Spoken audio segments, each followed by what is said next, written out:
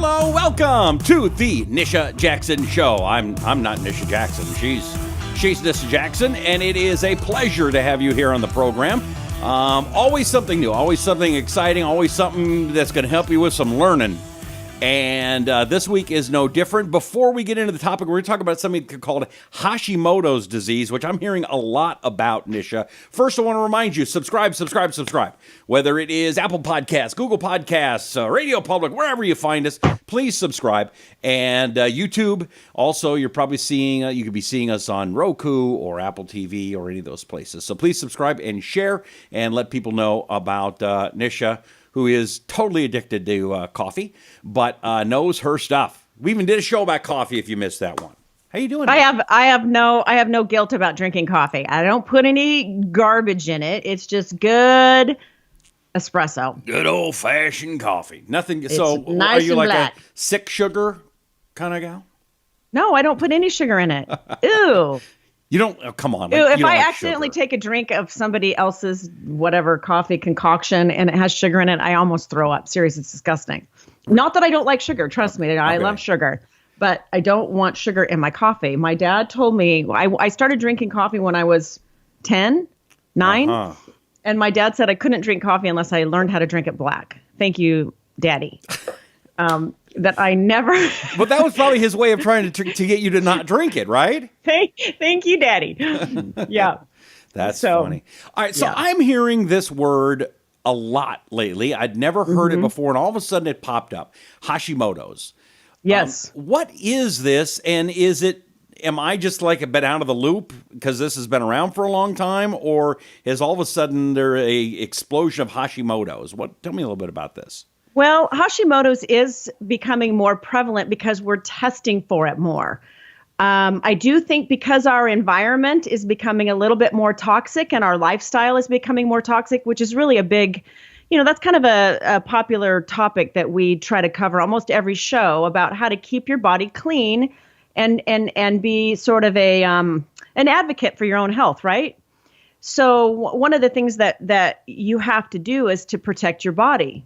Because if you don't protect your body and you don't take some of these things seriously, things like something called autoimmune disorders can start creeping in when you least expect it. So the autoimmune syndromes, there's many of them, and we're discovering more and more. Each year we're discovering more autoimmune disorders. The immune system is really designed to attack and remove harmful invaders in your body. That's basically, for lack of better descriptions, the job of the immune system, right? That's what it does. But when the immune system becomes compromised in some way, and that could be for people high stress, lack of sleep, poor diet, genetic predisposition, when the immune system becomes invaded or hyperactive or compromised in some way, then the actual immune system can start attacking glands in your body, different glands in your body. And this particular syndrome called Hashimoto's, which is particular syndrome that attacks just the thyroid. So it's a syndrome that we're just going to talk about autoimmune disorders today in relationship to the thyroid. Okay, so how does this affect somebody? What does it do to them? And is it more prevalent in men or women? Yes, it's much more prevalent in women. It's actually about 5 to 8 times more prevalent in women. And it's the most common autoimmune disorder in women today. So they say that 1 in 5 women are going to be affected by Hashimoto's or some type of thyroid disorder in their lifetime. 1 in 5. Wow, so it's really that's common. Huge. Right. I actually think it's more common than that because if you think about the thyroid gland, which is a little butterfly-shaped gland in your neck, if you think about your thyroid being very susceptible to stress, and stress being one of the things that can compromise your immune system and your gut health, therefore your immune system, if you think about that and you think about where people are today with their lifestyle and their eating habits and what they're breathing in and putting on their body and lack of sleep and all the things that are happening to them, it's no wonder that their thyroid isn't becoming more compromised. If thyroid is one of the worst, if stress is one of the worst things for the thyroid. Yeah, So it's not too unbelievable, really. What's shocking is something you're saying that I'd never heard before. During probably the most stressful time in my life, a few years ago, I had a thing, and nobody knew what it was, and it took a long time to figure it out, and went and had surgery, and they found out that my body was attacking my jugular vein, and I mean it was horrible, and so no one mentioned that could have been stress related. They just said, "Well, we don't know what happened." Well, the thing is that if you think about, I know it sounds so simple, and I'm not sure why more medical professionals are not paying attention to how stress affects the body, because we've had thousands of studies that have been produced showing stress affects literally every single area of your body, but we don't really spend any time in the medical offices talking to patients about what can we do to manage your stress. Instead of just giving you a drug, what can we do to really turn it around? Because here's the deal, Rusty, when you get an autoimmune disorder, so basically Hashimoto's is when your immune system becomes compromised, and then your immune system starts attacking your thyroid and making it just go really wonky. Meaning it might be your thyroid might run high and then it might run low. And high is the exact opposite of low as far as the symptoms go. And there's many things that can lead to this. And I'd like to go through some of those triggers. Now, is the term wonky, is that the official medical term? Yeah, that's a really cool medical term that I like to use. It's, it's one that everybody understands, wonky. It's up and down, up and down. And it's really disturbing because when you first get Hashimoto's, there's several stages, but when you first get Hashimoto's, one of the stages that you go through can lead to like anxiety and racing heart, but then intense fatigue. So it's almost like it's going back and forth between high and low thyroid, even though it might not actually be showing up in a blood test. So you feel like you have to sleep for all day long kind of thing? Yes, but then it's followed by this almost like inability to turn your brain off and go to sleep and lots of anxiety. So not everybody gets that, but that's one of the common signs of thyroid disorder and autoimmune disorder, Hashimoto's. Okay. It does run in families, and we think it may run in families because if you think about people being raised in the same home, and maybe they grew up next to an orchard where there was planes flying over spraying the fields, or pesticides and herbicides were being used close to them. Maybe they were using cleaning chemicals in the home or something in the home that maybe predisposed the entire family to this. So these are called endocrine disruptors. And pesticides, herbicide, cleaning products, and we did a whole show on how to stay clean, stay green. But these products, things that you put on your body, that you're breathing in, that you're ingesting, all of these things that your body doesn't recognize. So anything that your body doesn't recognize, and I don't care if that's red dye number, whatever it is, or it's foods that are filled with preservatives and additives, or it's you're not putting gloves on when you're using cleaning chemicals, or you're using cleaning chemicals in your home that your body has no use for. I just saw a movie, they were talking about Teflon. That Teflon is really, really bad. It is awful. It is awful. I still have a couple of those I need to get rid of. Yeah. But anyway, when your body becomes overexposed to this and you're in the same home with several siblings, we think that might be why it runs in the family. But there does seem to be a genetic predisposition to this. So we don't know if it's just because people were raised in the same home or around in the same area, like, multi-generational, or if there really is a genetic predisposition to it. But there does seem to be a run in the family. In fact, often if somebody comes in to me in the office and they say, my mother has Hashimoto's, my sister has Hashimoto's, or they have some other kind of autoimmune disorder, I always check them, even if they don't have symptoms, because you want to catch this early. You want to catch this autoimmune disease, actually any autoimmune disease, you want to be diagnosed early, because there's so much you can do to protect your body, kind of like armor up your body so that you don't go on to get more autoimmune disorders. Go ahead. I'm sorry. I was just going to say, having one autoimmune disorder can lead to many others. It puts you more at risk. Wow. So we don't want people to be more at risk for other autoimmune disorders, especially lupus, We don't want people to be more at risk for rheumatoid arthritis. These are other autoimmune chronic fatigue. Epstein-Barr virus, and many people, I've actually had Epstein-Barr virus. I had it when I was pregnant with my second child, which is not something you want to get when you're pregnant. And I had that, I was diagnosed with that, a pretty severe case of it early in my pregnancy, which was really, really, really scary.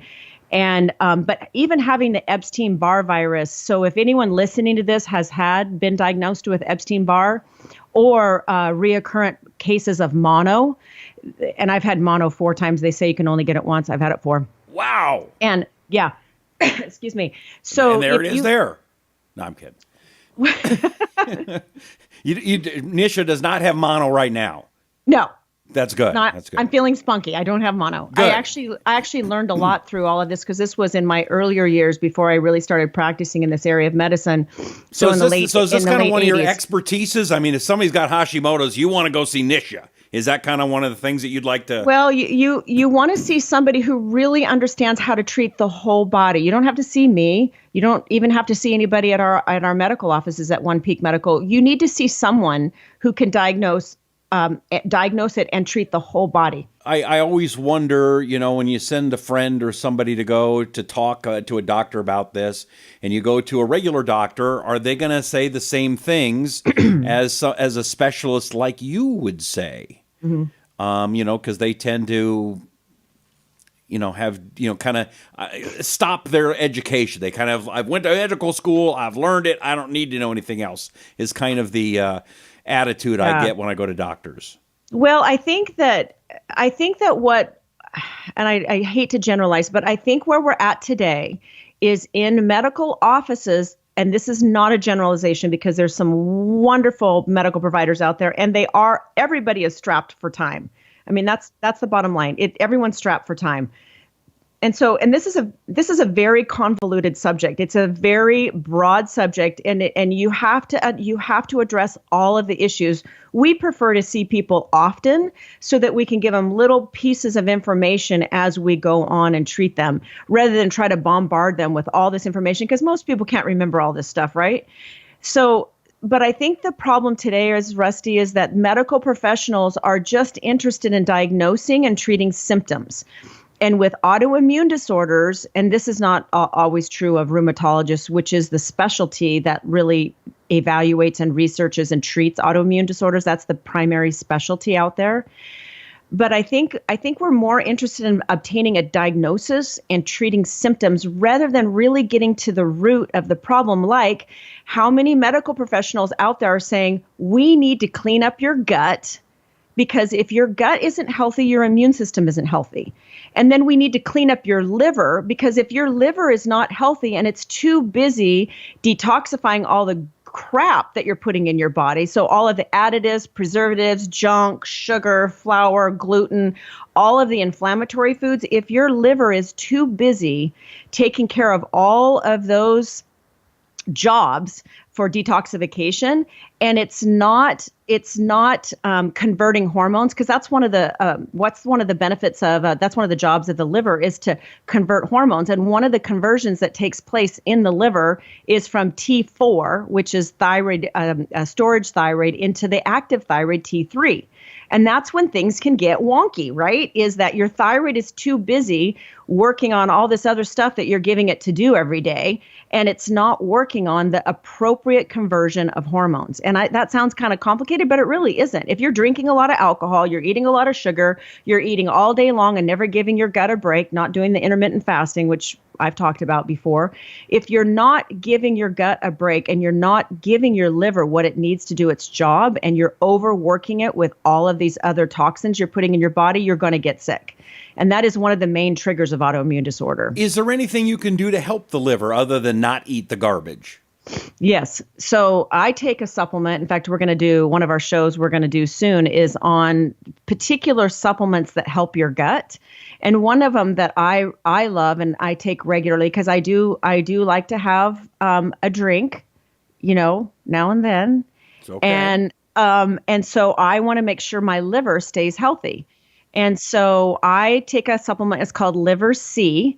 And the main ingredient in that, and it's a good ingredient to remember to take, even periodically take it, like 3 weeks on, 1 week off, 1 month on, 2 weeks off, something like that, where you're pulsing on and off of it, is milk thistle. Milk thistle is an herb that's very supportive to the liver and the liver functioning, and it does improve syndromes like fatty liver. So, Rusty, most people that have, again, I hate to generalize, but 20 to 40 pounds of weight to lose, or you have a lot of fat around your middle section and you're not eating very well, the chances that you have fatty liver are very high. And if you have an extra layer of fat around your liver, it's going to get sluggish. It doesn't necessarily mean the lab tests will be abnormal when you test the liver, but it becomes sluggish. That means it's not doing its job. That means you're storing fat at a higher rate because your liver is a detoxifying organ and it's a fat metabolizing organ.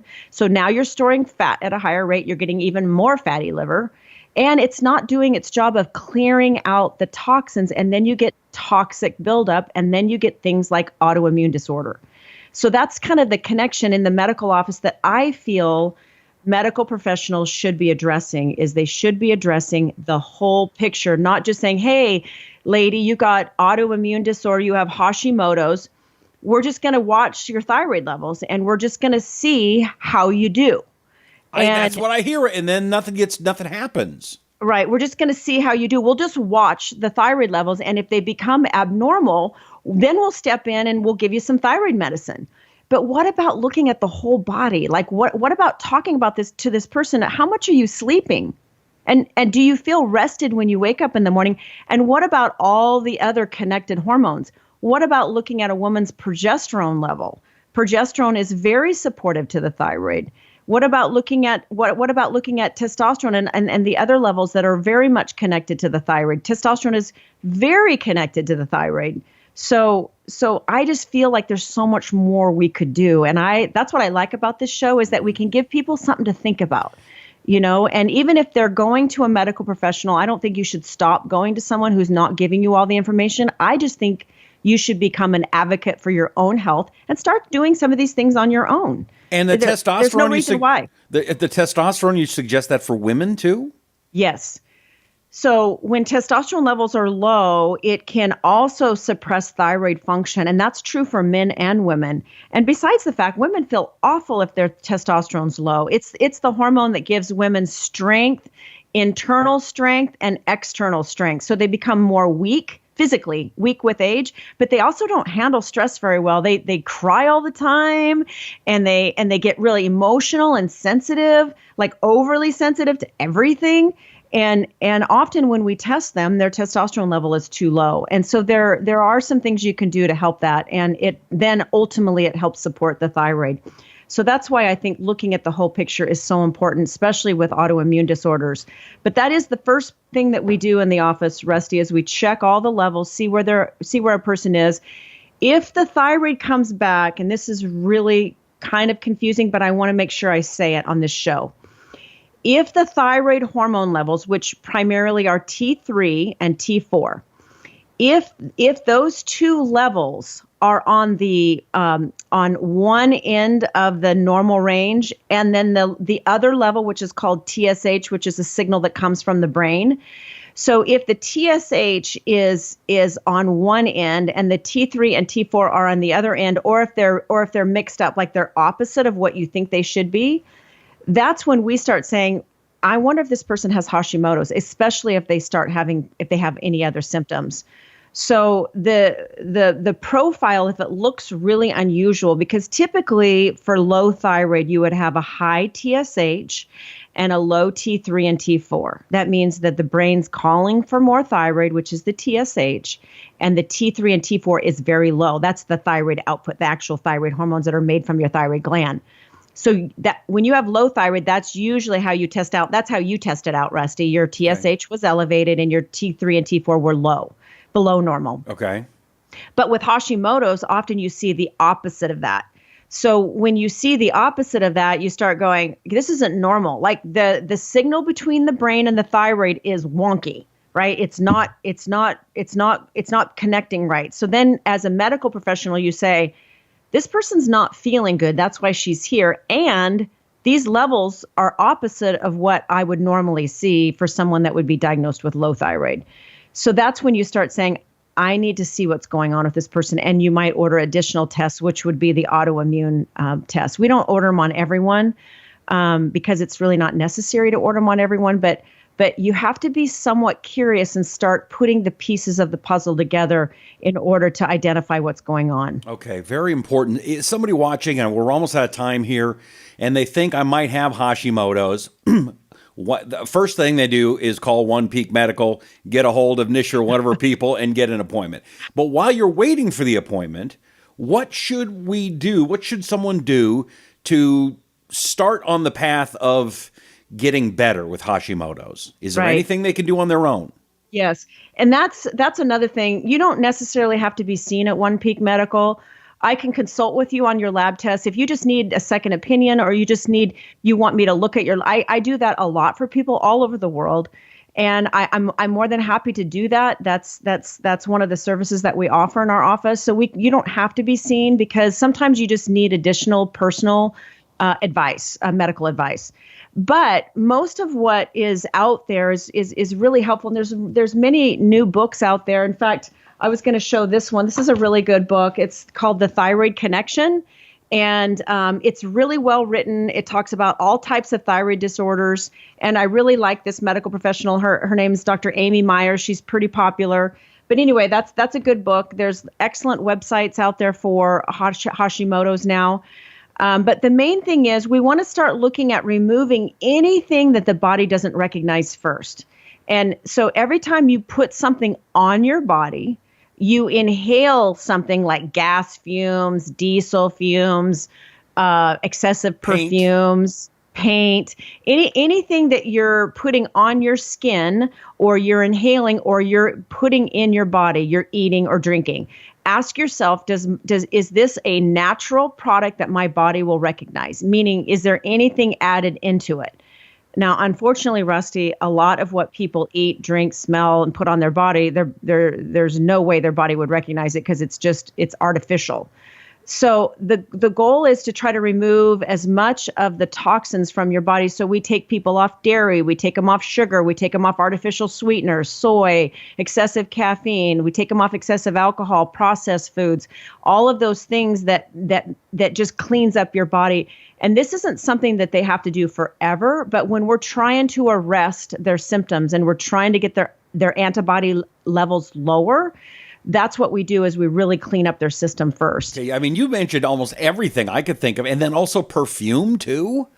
Yes, excessive. Again, these are all of these things the liver has to detoxify. And so we're trying to give the liver a break so it can do its job with converting hormones like thyroid hormones.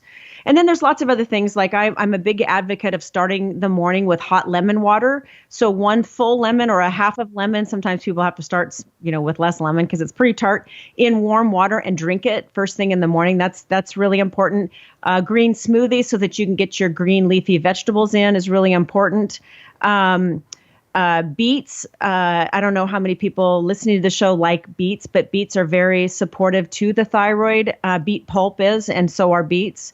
Cilantro is a food that you should start adding to all of your salads because it's a natural chelating, meaning it's a natural detoxifying vegetable to use.